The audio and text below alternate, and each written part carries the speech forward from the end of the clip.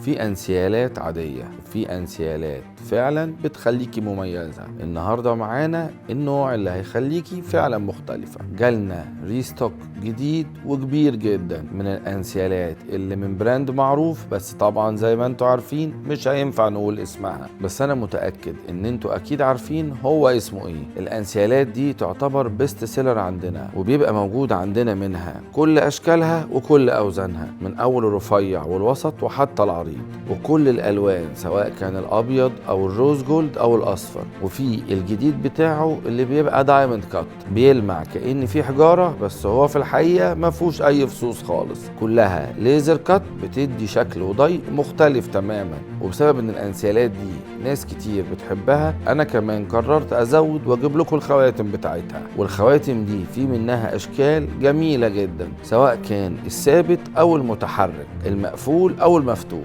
وبس كده، اكتبوا لنا في الكومنتس انهي اكتر شكل من اللي شفتوه النهارده عجبكم اكتر. كان معاكم دكتور ياسر الطويل، وده الجواهرجي. سلام.